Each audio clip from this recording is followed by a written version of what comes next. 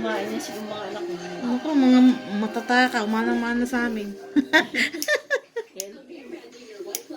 Dahil niya naman yung mga ganyan na katawan. Nasa dahil.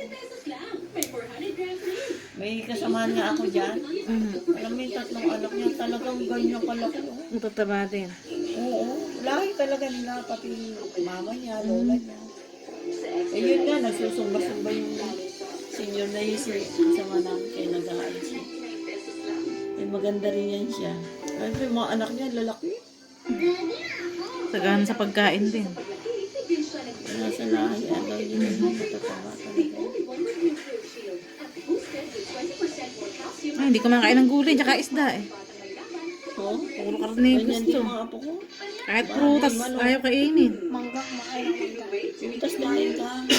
Kahit ubos man, ayaw kainin niya. Ubos, mansanas. Kumakain ng kamay. Mangga. Kailan pa? Kahit i-shake mo.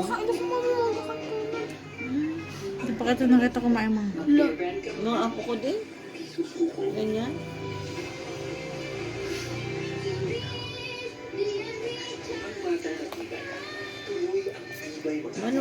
Ano? Gusto pa niya sa mga manok, ma'am. Fried. Pag may mga sabaw, ayaw pa niya. Kaya pagka ako bibili isda, naku, yung kalahati na pupunta na sa puso. May sabaw? Ng palukan? Sipon, gusto nila. Ayaw din niya ng hipon. Anak kong babae man, lahat kinakain. Pati gulay. Pati gulay, ito may okra. At nilagang talong yun. May magic sarap yung dila. May magic sarap nga daw yung dila eh. Ganda yung kumakain siyang gulay. Mga apo ko, mga payat. Ang palaya lang din niya kaya kainin. Mapait daw. Ninong Ray. Si Ryan? Pa? Ninong Ray? Vlogger ano? Yung mataba na vlog na pagkain. Akala ko dinig mo si Ninong Ray. Ninong Ray. Asan? Sa immersion. Ninong mo? Alam niya lang mami sa vlog. Sa vlog pa nga.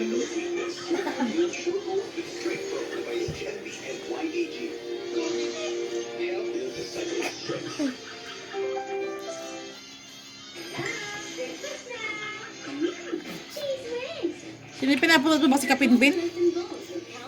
Ba? Si Kapinpin niya, pinapanood mo? Halat ka na. Tawa pa lang eh. Tsaka yung sound, sila lang gumagamit ng ganun sound. Yung tawa, grabe. Ang galing nga, may katulong ta. Ay, ano? Si Tita Bong po talaga kasama niyo ito pinipin.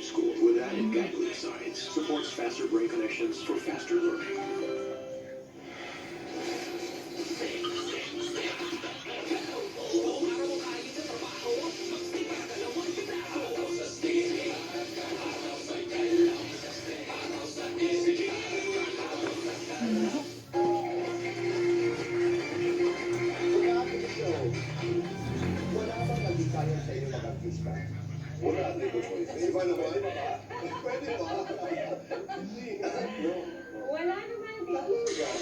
Wala rin kasi akong talent talaga for acting. Nakicharge ba siya kung ano? Ano pang cellphone? Hindi yan yung... iPhone?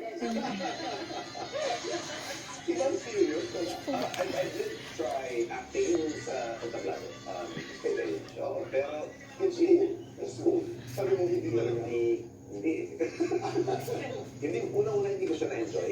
Tapos, hindi nila ako mapiga. Na hanggang 9 o'clock kayo dito. Minsan po. Minsan, alas 10, alas 8. Depende po sa daloy ng house namin. Andito kanina yung ano nyo eh.